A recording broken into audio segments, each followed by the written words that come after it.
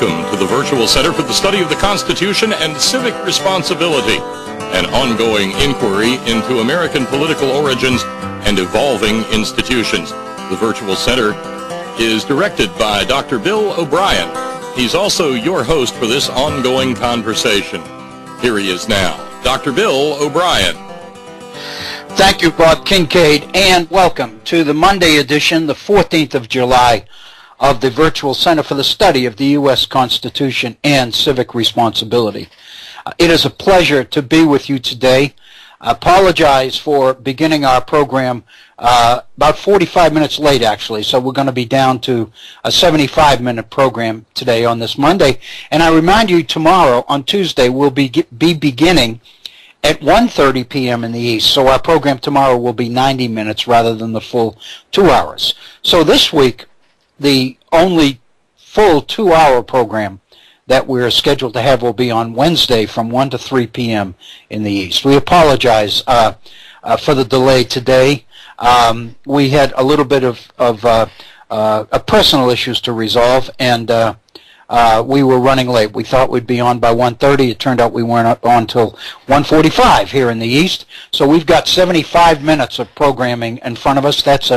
That's a pretty healthy dose of time to be with anybody. So welcome to today's program. Welcome to the Virtual Center, and thank you so much for your willingness and your patience and your willingness to stay with us and support us here on the Head On Radio Network. We appreciate it. Bob Kincaid and his folks at Head On appreciate it as well, as do I. I think these programs are very, very important for a number of reasons. In fact, I hope that our abbreviated program today, and in the 75 minutes we have available, will give us an opportunity to look very carefully at why I believe that this material is so significant. First of all, I want to begin by once more inviting you to participate in our program, and do that by picking up your phone and giving us a call at our number that is reserved just for you. Our number is area code 304-574-8178. That's 304-574-8178. My personal email address, if you'd like to communicate with me personally that way, please feel free to do that. My email address is waobrien906@gmail.com.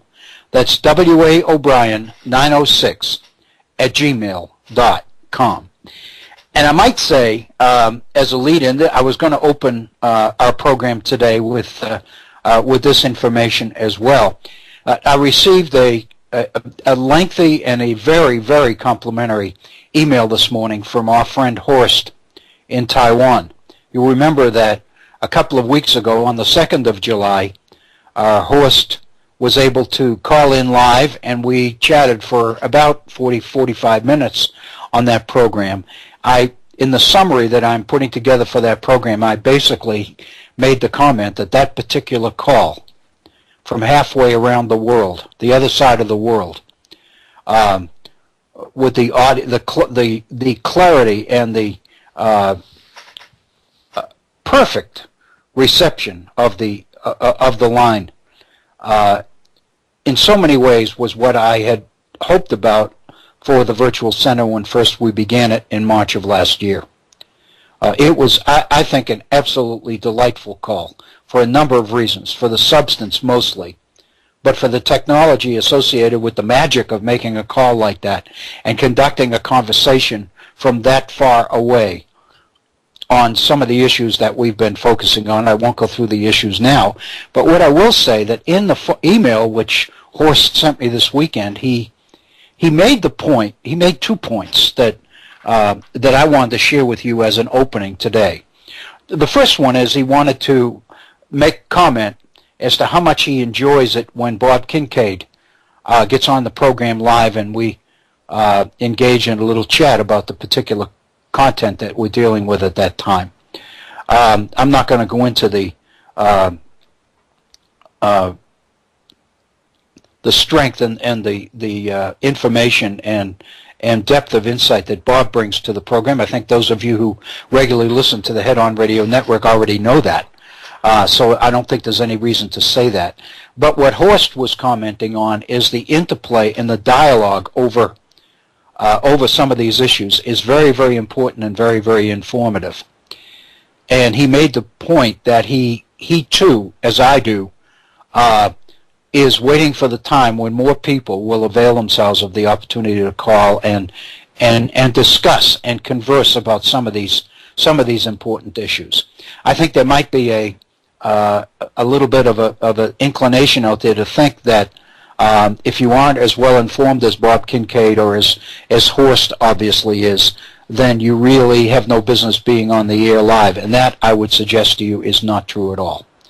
The whole purpose of this program, and in fact the whole purpose of the Head On Radio Network, I believe, is to make a dent or make a footprint, if you will, in the reality of more people knowing more about some of the issues which so materially and directly affect our lives.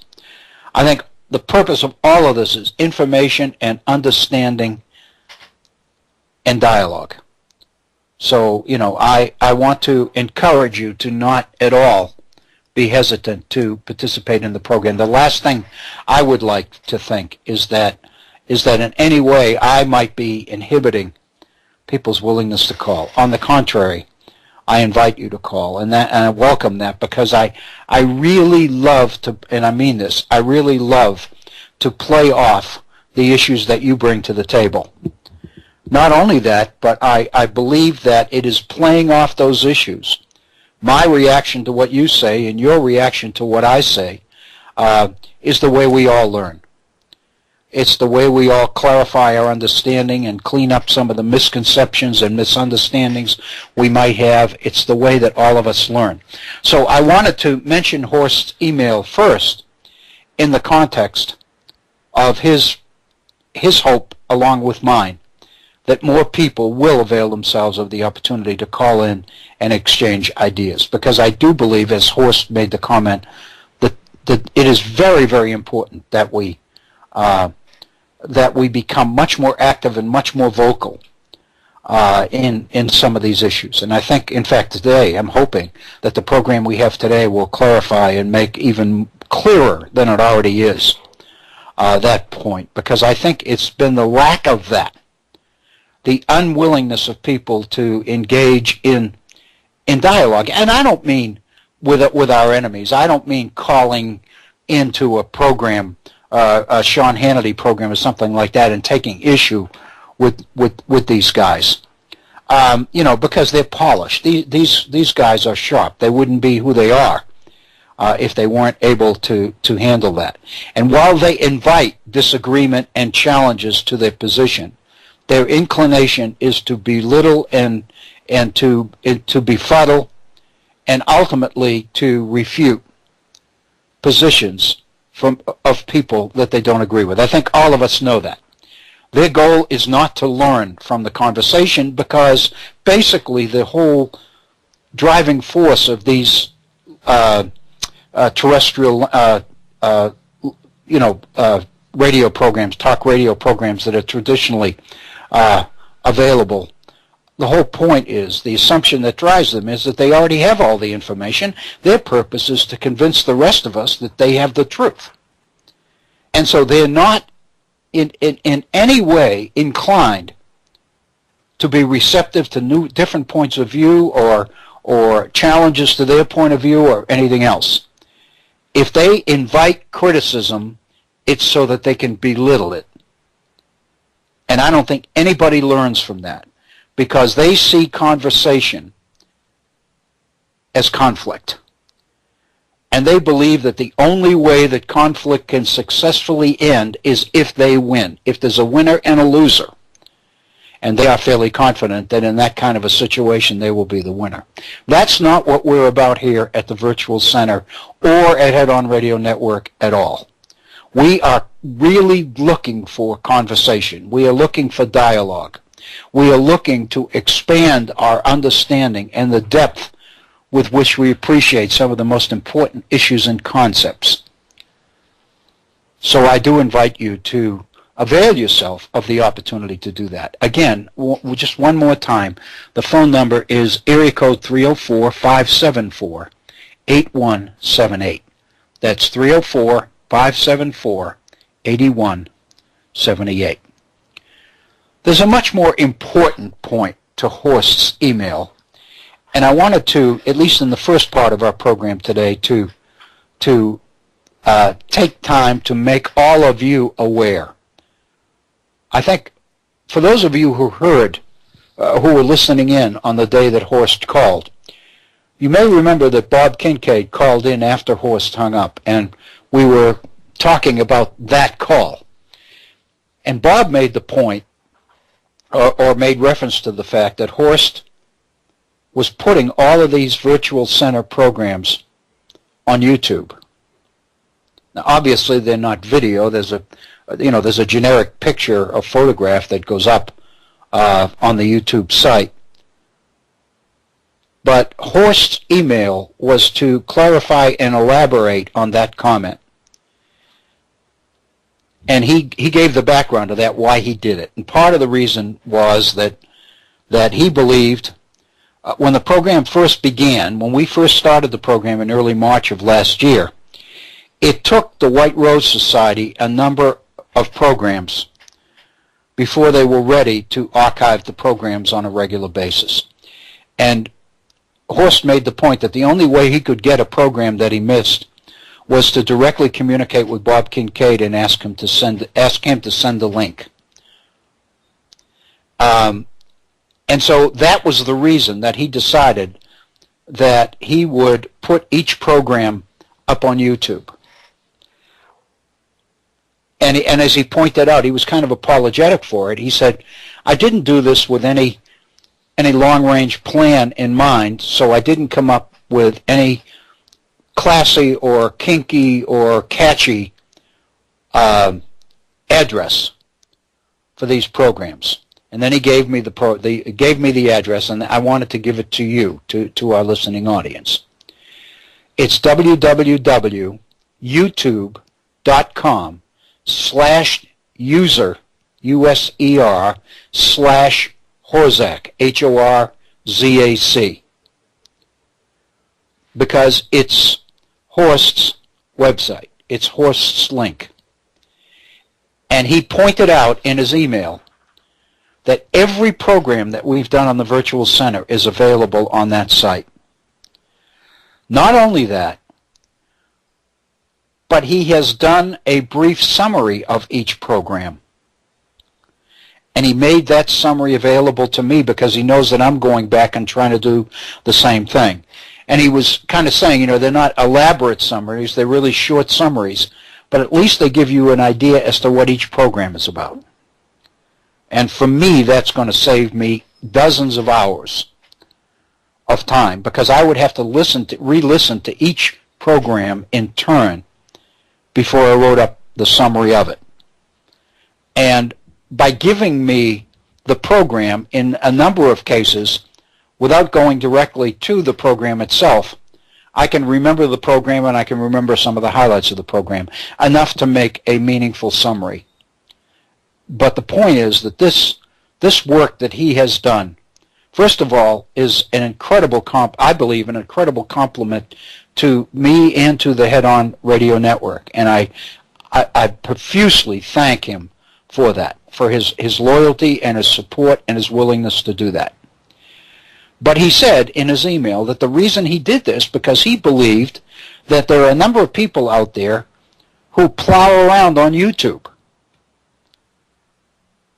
And he believed that more people would discover the Virtual Center and the Head On Radio Network by doing this. He would get the traffic, he had a chance of getting the traffic from YouTube. So that's one, the people who navigate on a regular basis YouTube. So that was his driving motivation. It's one that I find very creditable and very kind. And I just can't thank him enough for it. And that's why I want to take this time on the program today to do that. So again, if you want to, you can pick up the programs, archive programs, by going to whiterosesociety.org, and each of the program is listed there by date. So if you know the particular date of the program you're after, and that's why the summary comes in so handy. The other factor, the other option is you can go to www.youtube.com/user, U-S-E-R, /Horzac, Horzac, and you can get each program that way along with the summary that goes with it. So you can basically decide, is this the program I want to hear in the past, or I want to hear again or not, by the summary. And he has, for example, I scanned some of them after I got his email, and he's got the programs in there. I remember we did several programs on John Marshall and the Marshall Court, but I couldn't remember when we did them, what month and the dates and all of that. He's got all of that, so I can, because I remember the substance, the content of the programs. I just don't remember when we did them. So I can go back now based on Horst's summary and make and supplement my own, or update his, or accept his as it is, because I looked at some of them and they're very, very good. The one advantage they have over mine is, and I think this is understandable, they tend to be much more manageable. They're briefer, they're shorter. I tend to be quite wordy, and I know that. In fact, I realized because of some of the summaries I wrote that I probably was going to have to go back and scale a number of them back.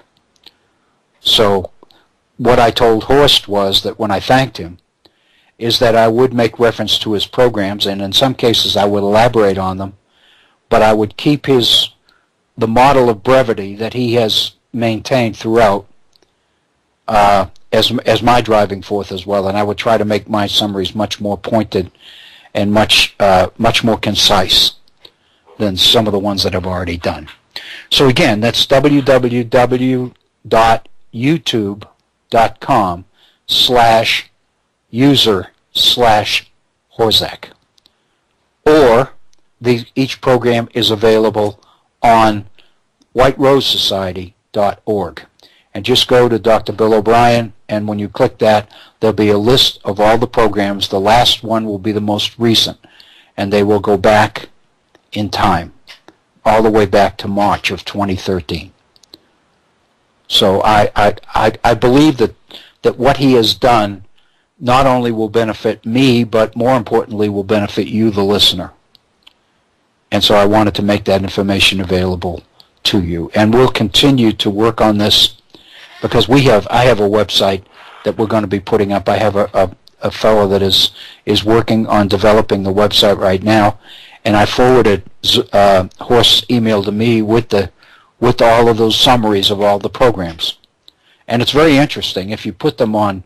If you just copy the attachment on Microsoft Word, it comes to more than 50 pages of summary. So it's substantial. And that's because we've been on the air for 16 months now. We began in mid-March. We're now in mid-July, mid-March of 2013. We're now in mid-July of 2014. So I really believe that there's quite a bit there.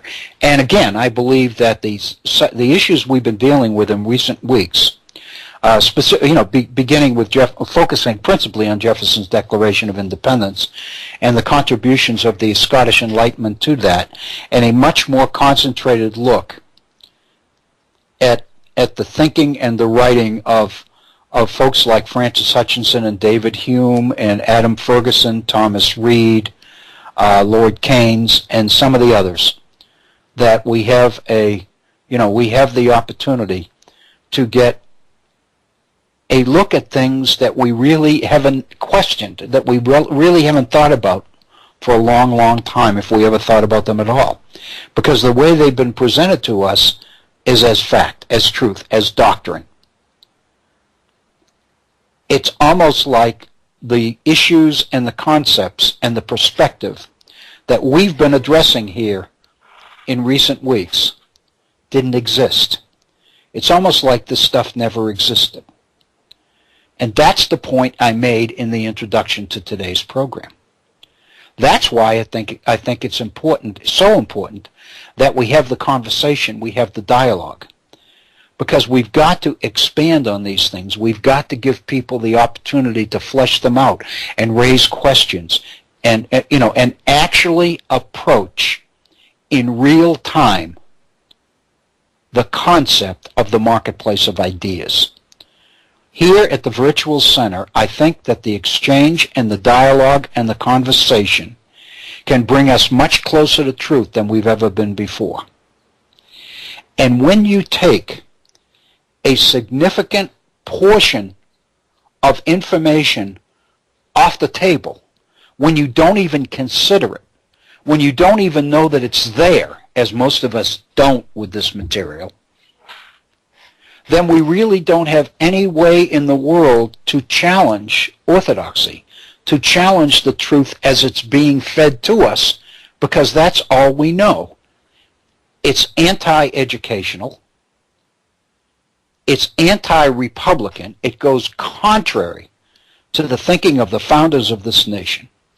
It's anti-intellectual because it suggests that the people who participate in that have no interest at all in educating anybody. Their principal interest is in indoctrination, in brainwashing, in convincing, in securing believers, uninformed believers. I think this is very significant. I think this is very important. I think it's a reason why programs like this need to be on the air and need to be kept out there.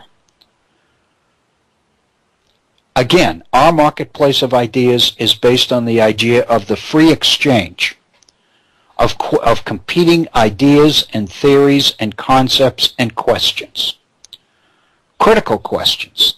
The kind of questions that get at the substance of particular points of view. The only way we can do that is when we have access to the information we need in order to even raise the questions. The marketplace of ideas is based on the principle that the ones that have substance the ones that have no substance, that have no credibility, will disappear. They will fall through the cracks because they can't withstand the exchange and the criticism of the marketplace. The ones that have value will be sustained, will be able to withstand challenge. The idea is that we want to encourage not only dialogue, we want to encourage criticism. We want to encourage critical thinking. We want to raise the uncomfortable questions about some of these things in order to see whether, in fact, they can withstand this kind of criticism and this kind of questioning. If possible, we want to refute these ideas. In other words, if we see where their foundation is weak, if we see where they cannot withstand criticism, then we owe it to the pursuit of truth to pursue that. That's what academic integrity is about. But we're not talking here about trying to refute alternative points of view. We're talking about a conscious effort to repress them, to create an environment where they're not even on the table, where people don't even know they exist. Consequently, the existing truth, so-called, the orthodox interpretation, never has to withstand criticism because the basis of that criticism is never introduced into the equation. It's never allowed to even be on the table. It's not considered. It's rejected. It's refuted. It's dismissed. And over time, it disappears. The purpose of what we're about here at the Virtual Center is to make sure that these ideas do not disappear, but rather they get back on the table and more people know about them, and are able to reflect upon them and weigh them against the orthodox point of view, it's not a question of replacing the old with the new. It's a question of confronting the established with the new. It's a question of making the marketplace of ideas, the conflict of interpretations, really work for the benefit of all of us. All of us learn as a result of that interaction and that conversation. That's why it's important that we use this phone number and that we take advantage of the opportunity to raise questions and put questions on the table and throw them out there. I don't have all the answers, but I'm sure that there are people out there listening who could respond to your questions better than I.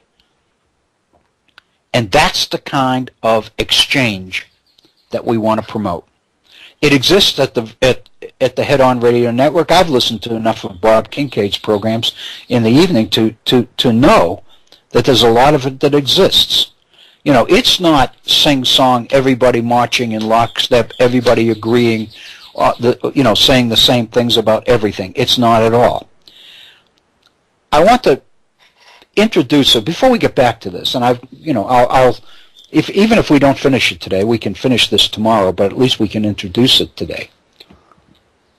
I wanted to go back and just mention a couple of things in support of the perspective, the issues that I've already introduced today that I would like you to think about. We're already a little bit beyond 10 minutes after the hour. We've got about 50 minutes left in our program and our time together today. So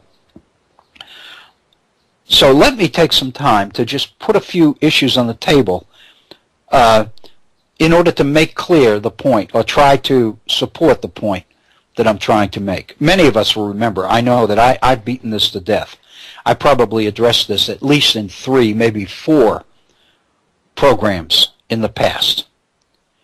And that is the very famous, and I think it needs to be famous. It's famous here, but it's not nearly as well known as it ought to be.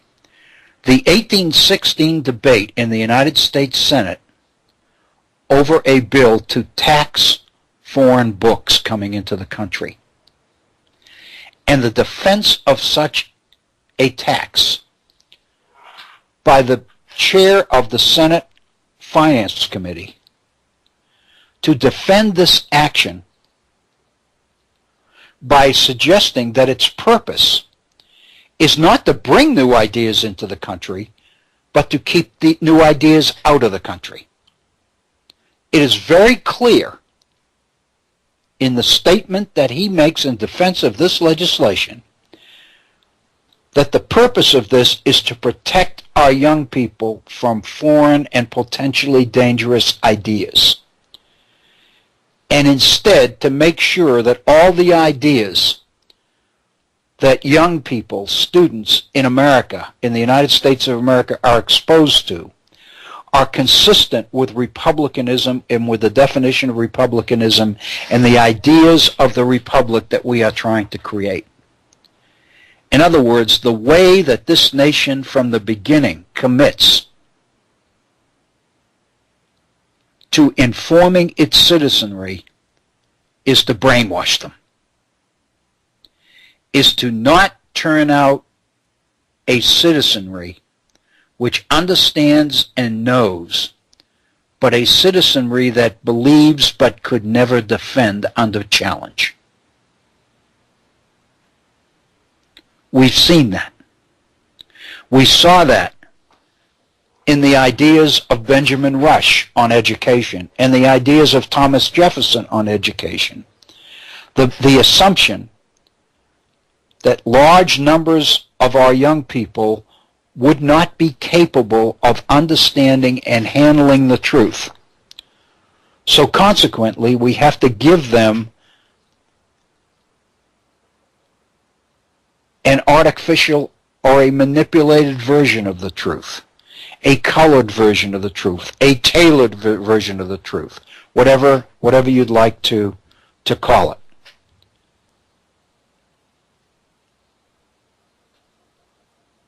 I think this is very significant. I think we've seen it. We've seen it in the educational systems even before independence was declared. We saw it in Benjamin Rush's system of education, the kind of education proper in a republic.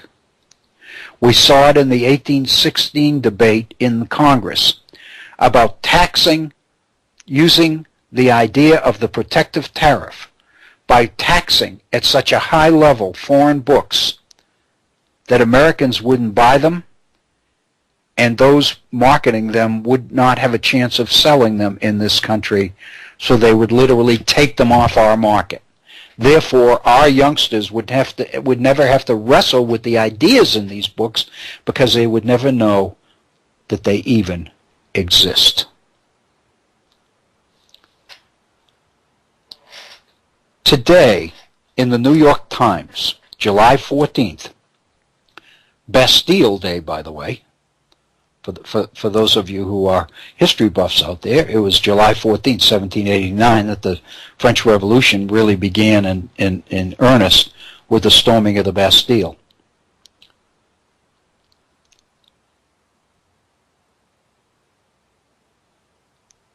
There is an article, an op-ed piece in the New York Times by Krugman. And I'm drawing a blank on the first name, but it is on the Affordable Care Act. It is on Obamacare. And the whole theme of the piece is, how many people do you think there are out there who are even aware that the Affordable Care Act is working, and that it, despite all the evidences to the contrary, it seems almost to refuse to fail? In fact, the title of the article is Obamacare, Failing to Fail. And the whole theme of the article is based on the idea that the vast majority of people out there who get their news from the media have no idea how successful this particular piece of legislation is becoming. When it was failing,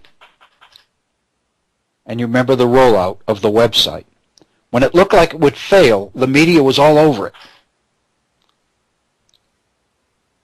But Krugman's point is that success is not news, failure is. And so the mass media has backed off the story because there's no story there as far as they're concerned.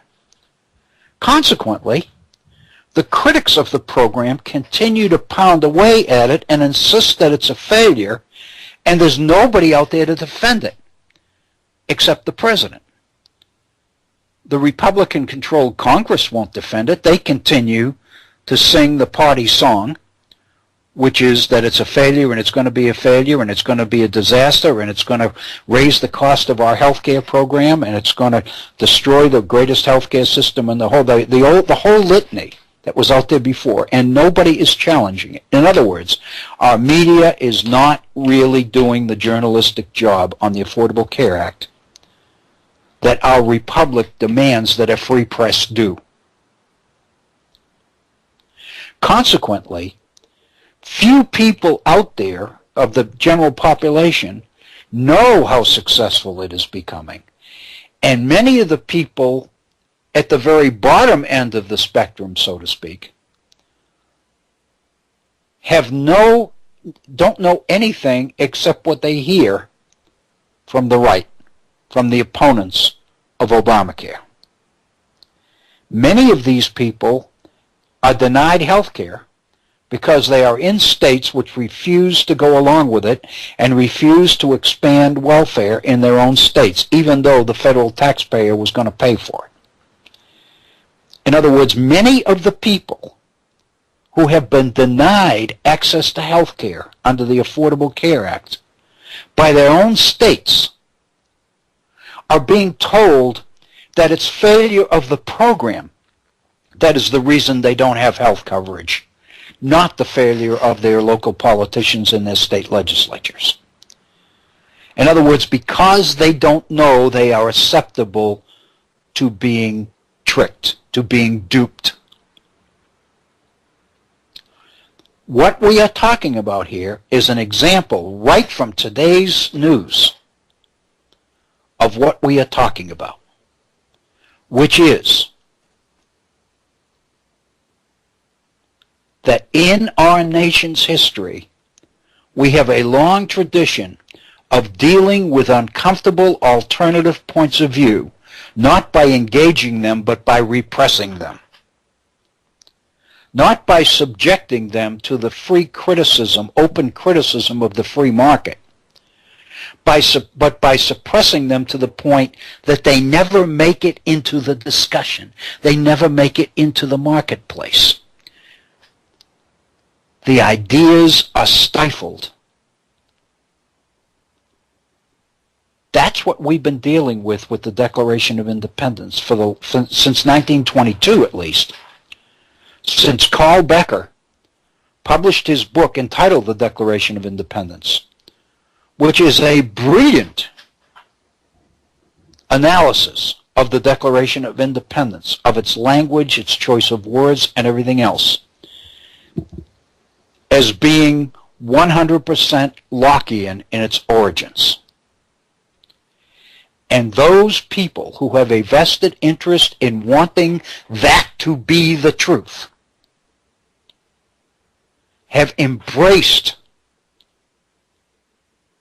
the Lockean interpretation of the Declaration of Independence to the exclusion of any other alternative.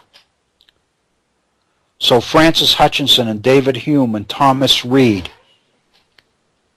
and Adam Smith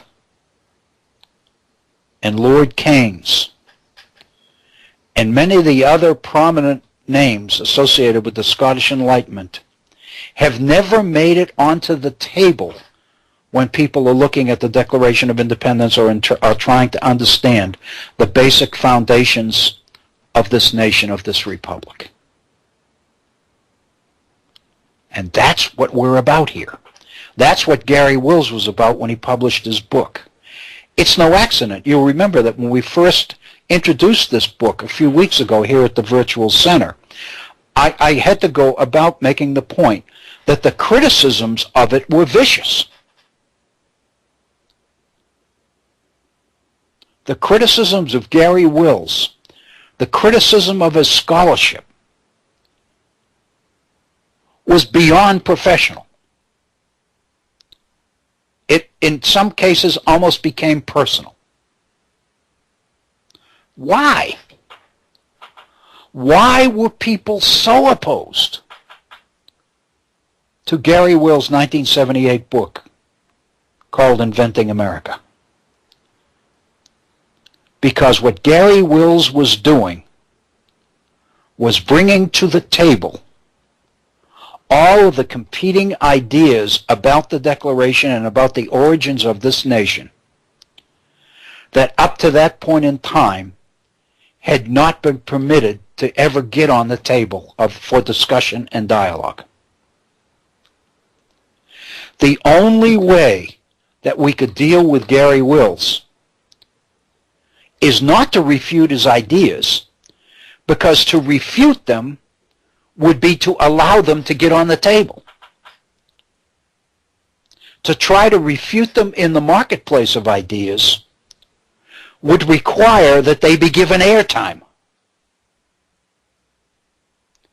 That's not the way we deal with it in this nation. What we've done historically is we have chosen to not give these ideas airtime by burying them, and by instead embracing the ideas that we want to embrace. Let me give you one example, which is totally unrelated to what we're talking about here. Organized labor in the United States. We did a program, I remember some months ago, about in the late 19th century about organized labor during the Industrial Revolution, and about the origins of the American Federation of Labor, the AFL under Samuel Gompers, And we compared it with the Knights of Labor under Terence Powderly. And we looked at the agenda or the platform of the Knights of Labor. And then we pointed out the history of organized labor in the late 19th century, and we pointed out the degree to which the AFL, the American Federation of Labor, began to have some success. Its membership began to grow by leaps and bounds as the membership of the Knights of Labor began to shrink measurably. What had happened? There was not a debate between the philosophy of the American Federation of Labor and the philosophy of the Knights of Labor, because a debate would have exposed the nation to the ideas of both sides. Rather, there was an effort, a conscious effort to suppress the philosophy of the Knights of Labor by embracing the philosophy of the American Federation of Labor, because the American Federation of Labor and Samuel Gompers accepted the basic premise of free enterprise capitalism in the late 19th century. What the Knights of Labor was about was demanding through strikes and through organization and protest a bigger piece of the free enterprise pie. The Knights questioned the validity of the pie.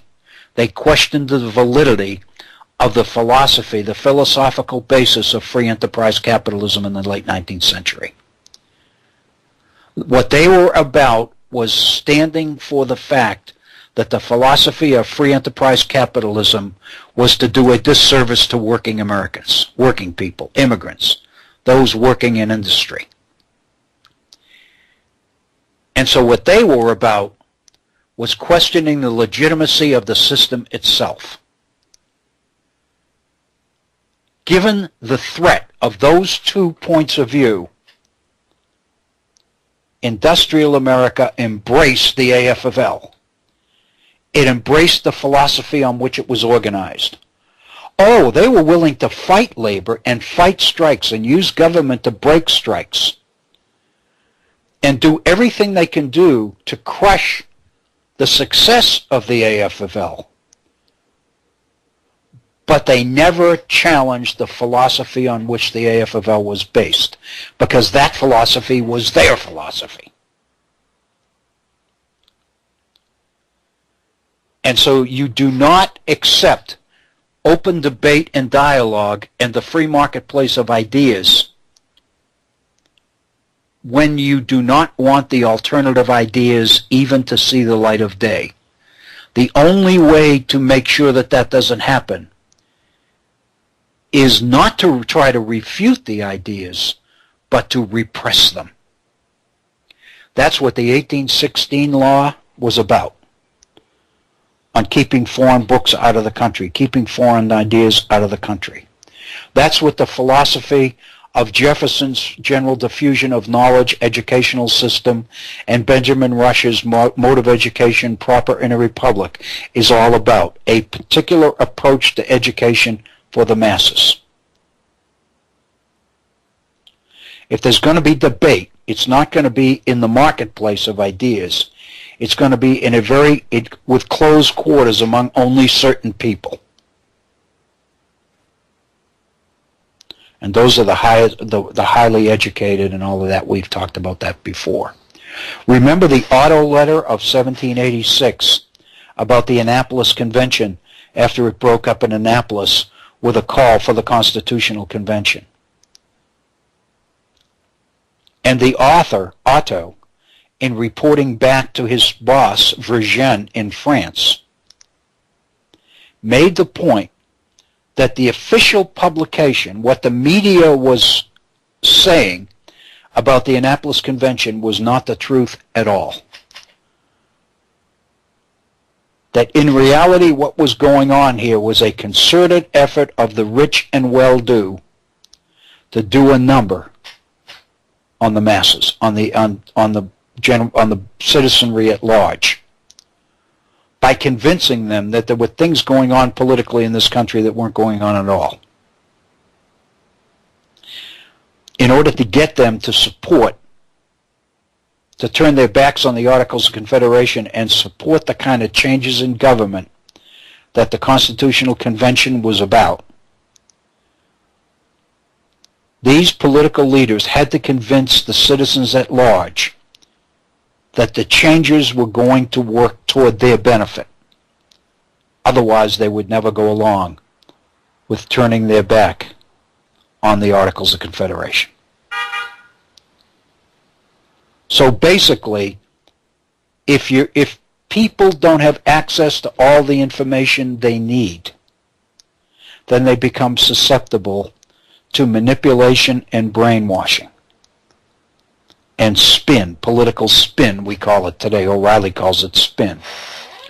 And that's really what it is. What we have been exposed to for the longest time in this country, when it comes down to the founders and the origins of the Republic and the philosophy of the Declaration of Independence, is spin, is an orthodox interpretation of the Declaration of Independence, which is based on the philosophy of John Locke exclusively. We're not talking here about in what ways is it Lockean, in what ways is it Hutchinsonian, or is it based on the ideas of David Hume or anything else. We're not talking about that. We're talking about buying in totally to the Lockean interpretation of the Declaration, because the Lockean interpretation is consistent with what the people who matter want the foundation of this nation to be. Consequently, the acceptable interpretation of the origins of the Declaration needs to become the only interpretation of the Declaration of Independence. And that's what we've been privy to in this country for so long.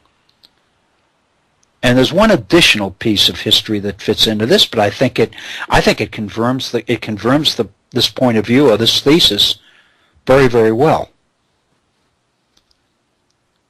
The author of the orthodox interpretation of the Declaration of Independence as Lockean is Carl Becker. Carl Becker is not a conservative historian. He's not what we would call a traditional liberal historian. In other words, Carl Becker challenges the philosophy of free enterprise capitalism and the competition and the individualism and the self-interest and the greed and all the rest of it that's associated with the ideas of free enterprise. Carl Becker challenges the Constitution of the United States as being aimed at the benefit of the propertied and the wealthy.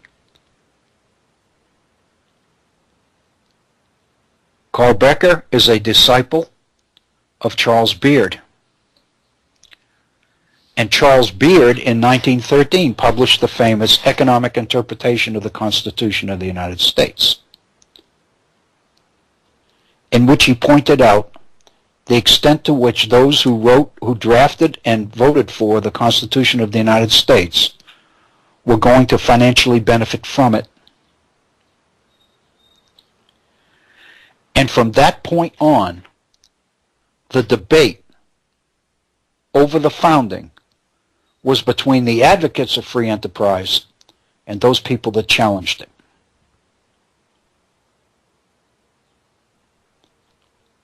But what I am suggesting here is that in his interpretation of the Declaration of Independence as Lockean, what Carl Becker has done is accept the philosophical foundations of the Declaration as based on Locke's state of nature. And the definition of the social contract which brought man out of the state of nature into organized society and the origins of government. The whole idea that the purpose of government was to protect people's life, liberty, and property, this is Locke, life, liberty, and property, is the reason that government was created in the first place. Free people, through the use of their reason, recognized that their property would be better protected and their freedom to pursue property, their liberty, would be better protected by the creation of a government whose power was limited exclusively to the protection of those unalienable rights to life, liberty, and property. Consequently, to those who buy into this, property is a natural right. It's an unalienable right. So when you look at Jefferson's Declaration of Independence, governments are instituted among men to protect people's unalienable rights to life, liberty, and the pursuit of happiness. But we know that Jefferson meant property when he talked about pursuit of happiness. We know that he couldn't say property because if he did, it would look like independence was primarily to benefit the large property owners and planters of the South, the wealthy. And nobody would buy into that. So Jefferson, the politician, was almost forced to abandon the mention of the word property from the Declaration of Independence and come up with some amorphous term called the pursuit of happiness. But we know that the pursuit of happiness is property. And we know that what Jefferson was doing then was to create a government whose power was limited to the protection of people's unalienable rights to life, liberty, and property, even though he couldn't say property. And that the power to do that came from the consent of the governed. And if government ever tried to overstep the bounds and violate that contract, those limits, then according to Jefferson, the people not only had a right, they had a duty to alter and abolish that government and to create a new one which would abide by the consent of the governed. That's the orthodox interpretation that conservative America buys into today. So even though Carl Becker challenged the fairness and the inequity of the Lockean philosophy as it was applied in America, he did accept the fact that it was Lockean. He did accept the fact that property was considered to be an unalienable right.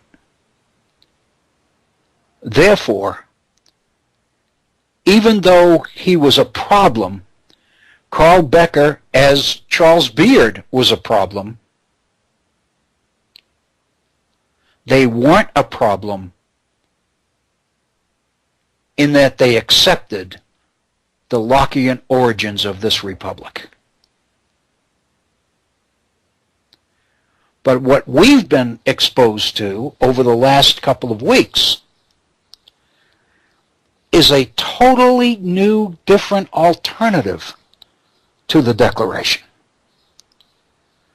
We have seen that Jefferson's ideas and his choice of words was probably influenced greatly, likely influenced greatly, by the so-called Scottish Enlightenment. And that much of the things that we've taken as doctrine, as truth, from Becker's analysis written in 1922, is actually open to some question. It's not a done deal. We always were told it was a done deal. And we were kind of recommended or directed toward Carl Becker's book if we wanted any question about whether it was a done deal or not, because Carl Becker's book is a classic. It's brilliant.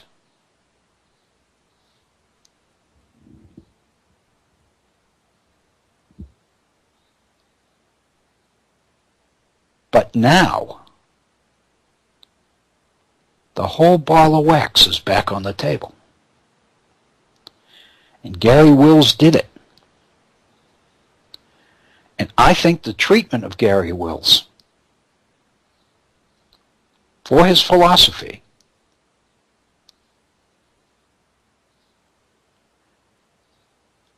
can be understood that way.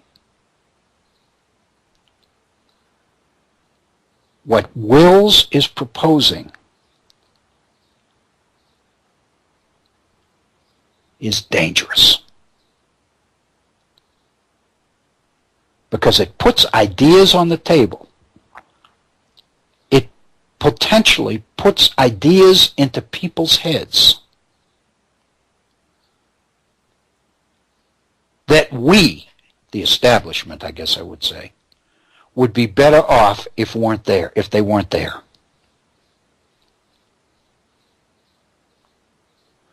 What we are witnessing here and is an example of the results from an approach to education and decision making that has been readily accepted throughout the history of this republic and has not been challenged. We claim commitment to the free exchange of ideas. We claim commitment to the marketplace of ideas. We claim commitment to competition. We claim commitment to freedom, people's freedom to speak, people's freedom, the freedom of the press, people's freedom to worship God or not worship God as they choose. In other words, we preach support for freedom, and we claim commitment to the idea of the free exchange of ideas and the marketplace of ideas, and that everybody's idea, because it is a society based on individual freedom, every idea has a right to be heard. But the fact of the matter is we have not practiced that. We have practiced an approach to uncomfortable ideas which is contrary to that. We have refused to engage in open debate about ideas that are particularly dangerous to what we want to believe for fear that they might win.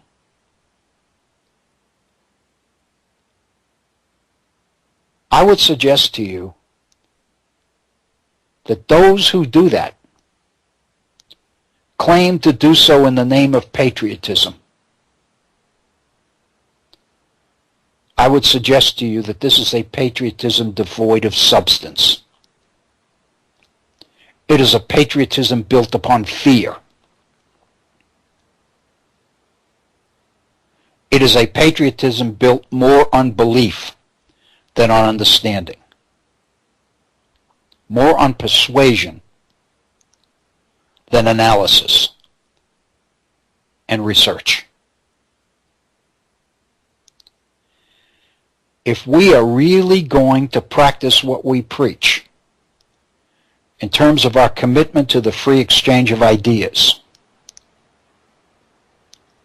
our commitment to the idea of the value of the individual, to a legitimate respect for the creativity of individuals, and for the ability of individuals to understand and improve on our existing society, then we have got to basically change the way we do business.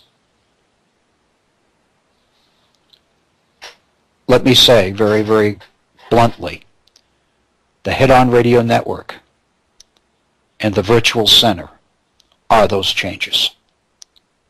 I don't mean to turn this entire 75-minute program into a commercial for the Virtual Center and for the Head-On Radio Network. But the fact of the matter is, that's in effect what is going on. And I think the way that we deal with criticism and those who would raise the ideas is incredible. Think of the Cold War. Think of the positions of groups of people like the House Un-American Activities Committee, using that as a perfect example. Joseph McCarthy, Senator Joseph McCarthy of Wisconsin. And the basic ideas that those people that refused to stand up as committed anti-communists because they didn't know enough about communism to take a stand and they wanted to know more were dangerous. They were muddy-headed liberals. They were fellow travelers.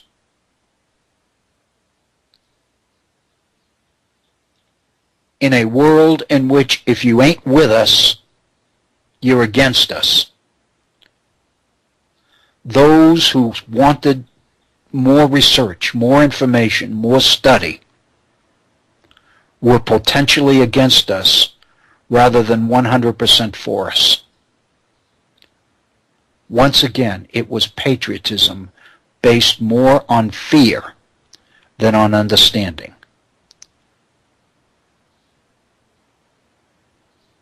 On brainwashing more than research and substance. There are so many examples in our history to support this idea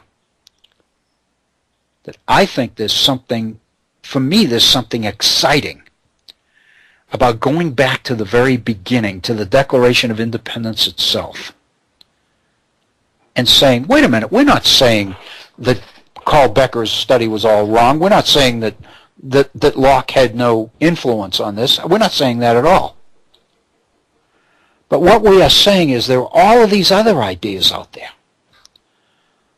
Let's try to get our arms around them and understand what they are, and let's take Locke and put Locke up against them, and let's see what we've got. That's understanding. That's education. That's learning. That's the free marketplace of ideas. That's been a no-no up to this point. And I think it has to change. I think it better change. And I think with your help and your support, it is changing. It is 48 minutes after the hour, so we've got 10 minutes left in our time together today. So obviously we'll begin this, we'll pick this up tomorrow with a look at the issues related to the Declaration of Independence. Specifically, there are 3 issues that I want to try to use to bring this the last two and a half weeks of programs to a conclusion and try to tie it all up. It seems to me there are 3 major issues we want to address here. The first one is Jefferson's idea of equality in the Declaration of Independence. I've said so many times I've lost count that I believe it is very significant that Jefferson mentions equality in the Declaration of Independence before he starts talking about inalienable rights.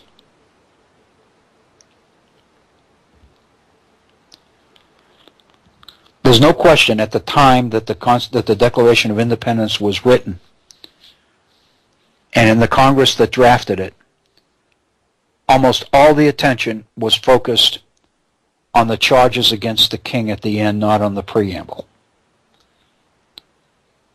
When Jefferson talked about self-evident truths, most of the people who were considering the Declaration of Independence believed that these indeed were self-evident truths. One of them was the basis of equality.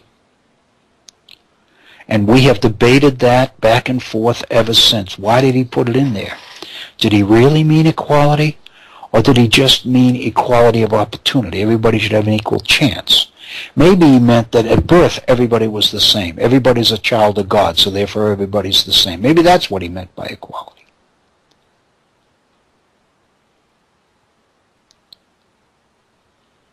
But I think what we've gotten hold of here are some approaches to, considerations of, ways of looking at the basis of human equality which need to be reflected upon and need to be taken seriously. Not only that, but we have clear evidence that the founders, including Jefferson, did take them seriously. And there is some real question as to whether, in fact, Jefferson's use of equality meant something quite different than what most of us have believed as part of the orthodoxy. So one of the three issues that I want to address in concluding and wrapping up this topic is the issue of equality and the basis for, potentially the basis for, Jefferson's mention that all men are created equal. The second issue that I would like to address, and we've touched on portions of this before over the past couple of weeks, is the issue of unalienable rights. More specifically, the issue of property as an unalienable right. That's the position of John Locke. That's the position of Carl Becker. That's the position of modern conservatives, so-called neocons today, who basically believe that the purpose of government is to protect people's unalienable rights to life, liberty, and property. Hey, Dr. Bill. Yes, Bob. Since there are just a few minutes remaining, can I throw a little suggestion in, please? You sure can. It's odd that your second point there was exactly where I was going. I think, if I may suggest, at some point, an etymological understanding or analysis of the very concept of alienability. That's where I'm going. Would be well in order. Well, yeah, you're exactly right. And Bob, to kind of address Bob's point, the whole idea of alienability. Something is alienable when it is transferable. Yeah, because it comes from alien comes from the Latin meaning other. Okay, and the whole idea in the 17th and 18th century, when people used the word alienable, they talked about property. Exactly. It was principally the laws of inheritance. Jefferson's position against the laws of entail and primogeniture in Virginia, for example. The whole idea was the extent to which property was alienable, which means it was transferable. That means people were free to do with property what they wanted to do. Precisely. And so if Jefferson says that man is from the Creator has certain unalienable rights, then property is not unalienable because property is transferable. So consequently, Jefferson cannot include property in his list of unalienable rights because it would contradict the very meaning of the word. You brought out the big axe handle today, Dr. Bill. That's the baby, Bob. That in a sense, it is not rhetoric that causes Jefferson to not include the Declaration as to include property as an unalienable right. You know, if this was being written in the late 19th or early 20th or mid 20th century, he might have chosen a word like inseverable, and I use that word for a precise purpose, because, for instance, here in West Virginia, we have something called a severance tax. And that's the Right. tax that is placed on coal when it is severed from the earth of which it is a part. Right. And I think even that idea, I think it would at least be interesting to do some research and find out. You know, where would Jefferson come down on the idea that you can separate the water rights from the occupancy rights of land, or the mineral rights from the occupancy rights, or the surface from the subsurface, or the air from the surface? Because, you know, there are very old English common law decisions that say that the air above land is inseverable from the land itself. Right. Right. Even Locke admitted that. Locke made a point in his essay, second treatise, that everybody was free to the point that they were free to breathe the air. The air didn't belong to, you know, when people owned property, they didn't own the air. That belonged to everybody. But beyond that, people had, according to Locke, people had the freedom to breathe the air and move about the land and seek property, but that's all. That's as far as freedom went to John Locke. Well, I should have known that you would be ahead of where my mind was going. Well, I'm not ahead of it, Bob, but you're exactly right. The answer here is in the meaning of the word alienable, because alienable means transferable, and it usually meant property. And so consequently, if you're going to say that something is unalienable, then you can't make property part of that. Absolutely not. For instance, we have the Latin phrase that you'll see in scholarly or legal writing, inter alia. That means among other things. Among other things. And if you are going to alienate or make something alienable, you are making it otherable. You're making it something that it isn't or wasn't in the first place. Bob, you are one incredible linguist. And I hope you were listening when I made the point that Hearst... Oh, I blushed. That's crazy. Hearst wanted you to know that he thinks that some of the highlights of the program are when you get on.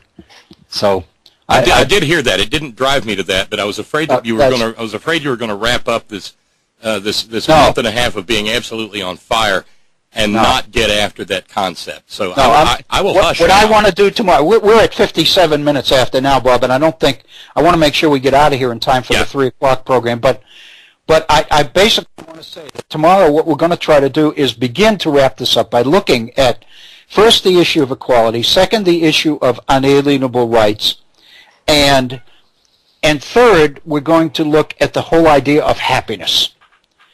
If happiness is an unalienable right and property isn't, then what are we talking about here? And then I think what we'll do is kind of wrap it up with those 3 things. And what we will have effectively done is put an interpretation of Jefferson's Declaration of Independence on the table, which will be totally different than what most people believe. And again, due credit has to go to Gary Wills, because this is his baby. So anyway, Bob, I want to thank you. Thank you once again. You are an incredible linguist, and your appreciation for language and the meaning of words, I know it goes back to your background in the classics, and it's enviable, because you've got it, and thank heavens you have an opportunity to share it with other folks. So I want to thank you for that. We are at 58 minutes after the hour.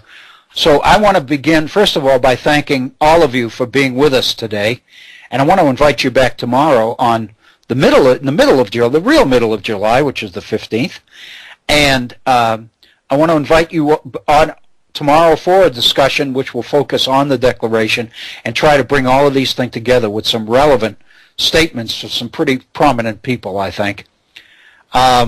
We'll be beginning at 1:30 tomorrow, half an hour later than usual. In the East, 1:30, but half an hour late. Our program will be 90 minutes tomorrow. I invite you to be with us. I want to thank you for joining us today, and I want to encourage you to be safe, because we want you back with us. Thank you so much. Be happy.